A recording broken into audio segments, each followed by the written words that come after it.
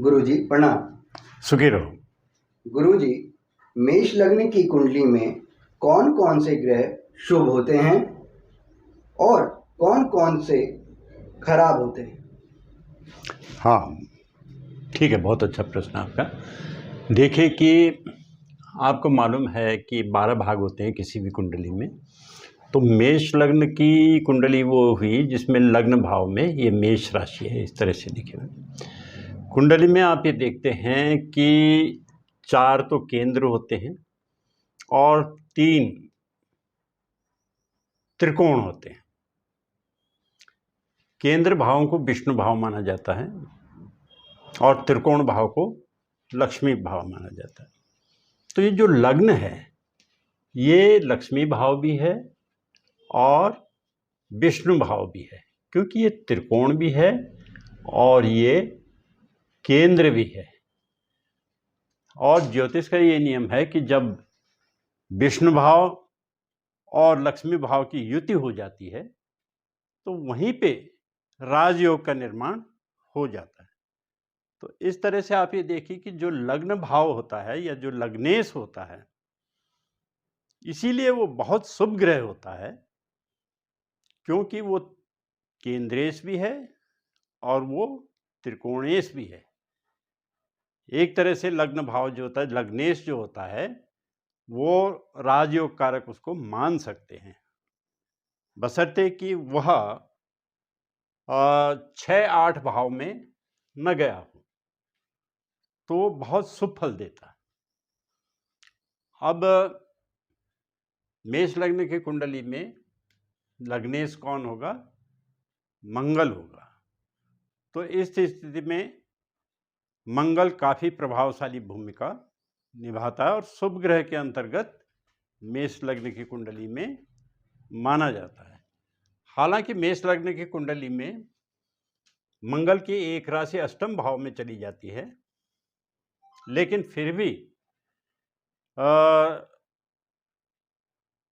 मंगल पे इसका ज़्यादा नकारात्मक प्रभाव नहीं पड़ता, क्योंकि लग्नेश होना बहुत बड़ी चीज़ है। फिर भी क्या होता है कि जो अष्टम भाव का प्रभाव है, कुछ ना कुछ असर इस प्रकार तो डालता है कि जो मंगल के किसी भाव में शुभ परिणाम होंगे तो वो 100% शुभ परिणाम नहीं दे पाता। जो चीज़ उसे आसानी से उपलब्ध होनी चाहिए थी, उसमें प्रयास करना पड़ता है, मेहनत करनी पड़ती है। वो इस वजह से कि वो साथ साथ अष्टमेश भी है, इस वजह से। और इस कुंडली में आप ये देखेंगे कि द्वितीय भाव तो मारक भाव है। ये भले ही धन भी दे, लेकिन ये जीवन को संकट भी पहुंचा सकता है। इसका जो स्वामी है उसकी दशा अंतर्दशा। इसी तरह से इस सप्तम भाव भी ये मारक भाव है और इसका स्वामी मार्केश होता है। ये भले ही शादी या साझे से संबंधित है, लेकिन फिर भी ये जीवन, इसकी जो महादशा होगी वो जीवन को संकट भी पहुंचा सकती है। और बाकी और भाव हैं, जैसे द्वादश भाव है, क्योंकि ये लग्न का व्यय करने वाला भाव है, इसलिए भी लगभग थोड़ा मारक प्रभाव ये भी रखता है।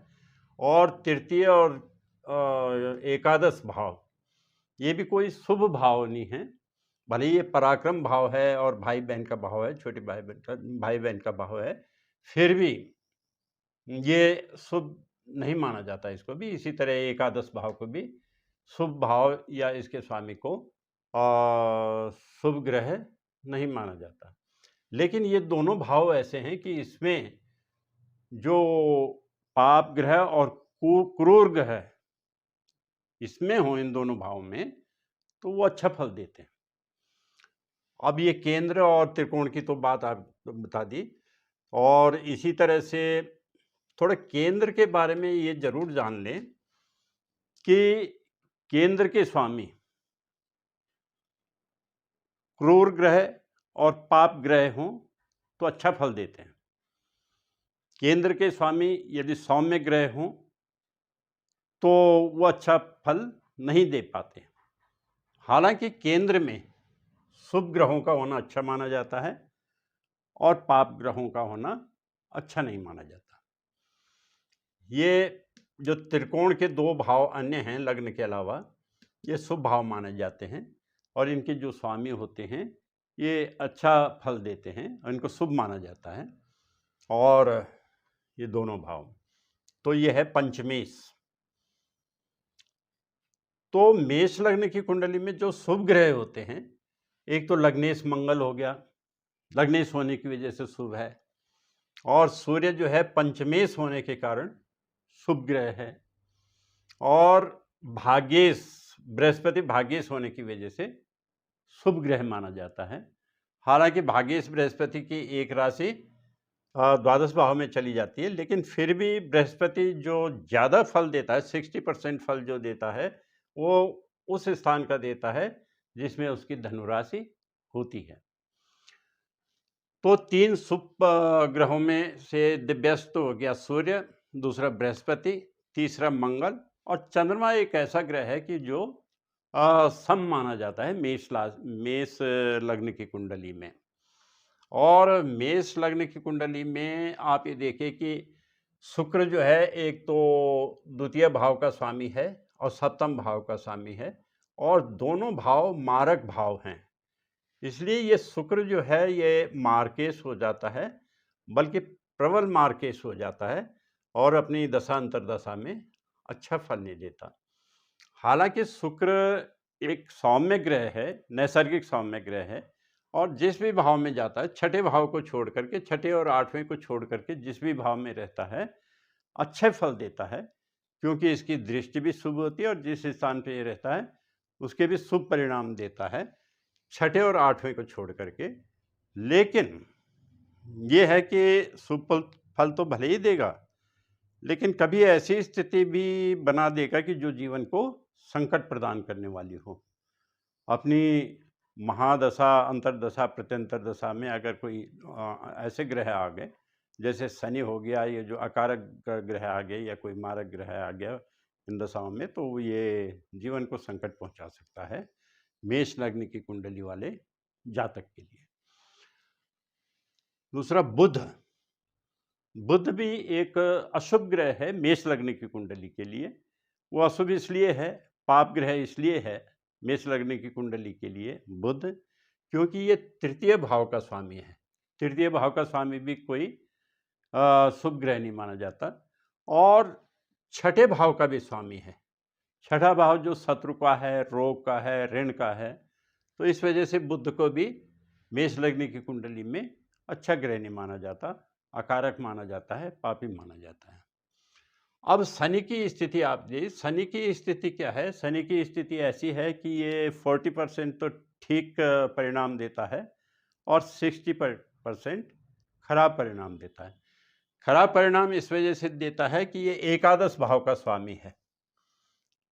तो एकादश भाव कुंडली में, मेष लग्न की कुंडली में एकादश भाव बाधक होता है, बाधा उत्पन्न करने वाला भाव होता है, और शनि इसका स्वामी होता है, इसलिए इसे शुभ नहीं माना जाता।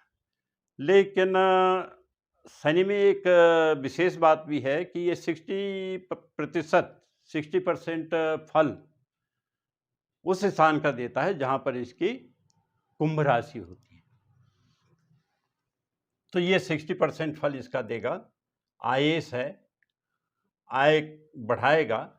लेकिन समस्या ये है कि ये बाधक भाव भी है, इसलिए आय में बाधा भी उत्पन्न करेगा यही, तो इसलिए इसको अशुभ मान लिया जाता है। दूसरा, वो कर्म भाव का भी स्वामी है, दसम भाव का भी स्वामी है, और दसम भाव क्योंकि केंद्र भाव है, और केंद्र भाव का स्वामी यदि पाप ग्रह होता है तो अच्छे फल देता है, तो इस हिसाब से तो अच्छे फल देगा। लेकिन 11वें भाव का स्वामी होने की वजह से वो बहुत ही ज़्यादा पाप ग्रह हो जाएगा। तो शनि की ऐसी स्थिति है कि ये 60% खराब होगा और 40% अच्छा होगा। बल्कि अगर दसम भाव में ही रह जाए शनि, तो वहाँ ससयोग भी बनाएगा, जो कि 5 महापुरुष योगों में से है। लेकिन फिर भी क्योंकि एकादश भाव का स्वामी होने की वजह से इसमें पाप प्रभाव ज़्यादा है। और कभी ऐसा भी कर सकता है कि अगर शुक्र की महादशा या अंतर्दशा में इसकी महादशा प्रत्यंतरदशा आ गई तो ये जीवन को संकट भी पहुंचा सकता है। तो अब प्रश्न ये है कि अच्छे ग्रह तो ये हैं सूर्य, बृहस्पति, मंगल और चंद्रमा समग्रह है। तो इनका क्या करना चाहिए और इनके साथ हमें क्या करना चाहिए? जो खराब ग्रह हैं उनके प्रति हमें क्या व्यवहार करना चाहिए? देखिए, जो ग्रहों के बारे में मैंने बताया कि इनका जो जप है, हवन है, व्रत है और उद्यापन वगैरह है और दान, इस प्रक्रिया को अपनाना चाहिए। लेकिन जो दान से संबंधित बातें हैं मेष लग्न की कुंडली में, वो सूर्य के लिए, बृहस्पति और मंगल के लिए नहीं अपनानी है, क्योंकि सूर्य पंचमेश है, बृहस्पति भाग्येश है और ये लग्नेश है, मंगल लग्नेश है। तो इनका दान नहीं करते। बाकी और काम करना है और सब कुछ करना है, जैसे जप है, हवन है, व्रत है, उद्यापन वगैरह ये करना है, दान नहीं करना। दान का मतलब होता है कि उस संबंधित ग्रह की ऊर्जा को विसर्जित करना। तो जो अच्छे ग्रह हैं हमारे लिए, उनकी ऊर्जा को हमने विसर्जित नहीं करना है बल्कि संग्रहित करना है। संग्रहित किस तरह से करना है? इनके रंगों को धारण करके। सूर्य के जो रंग हैं, बृहस्पति पीला रंग, सूर्य गुलाबी, मंगल लाल रंग, और इनके रंगों को हमने धारण करना है। इनके वस्त्र वगैरह हुए, अगर वस्त्र धारण न भी कर सकें इनके, तो कम से कम इनका एक रुमाल, सूर्य के रंग का रुमाल, बृहस्पति के रंग का रुमाल, मंगल के रंग का रुमाल रोज अपने पास मेष लग्न के जातक को रखना चाहिए। दूसरा, ये जो अकारक ग्रह हैं, मारक ग्रह हैं, अशुभ ग्रह हैं, उनसे संबंधित जो रंग के वस्त्र हैं उनको त्यागना ही ठीक रहता है और इनका दान करना चाहिए। दान करने के मतलब ये है कि इनसे संबंधित जैसे शुक्र का दान करना, बुध का दान करना, शनि का दान करना, इसका मतलब ये होगा कि हम दान करके इनकी ऊर्जा को मिनिमाइज कर रहे हैं, कम कर रहे हैं, घटा रहे हैं, ताकि इनकी जो घातक प्रभाव है वो कम होता जाए। तो ये है। अब हमें ये देखना है कि इस लग्न की कुंडली में जो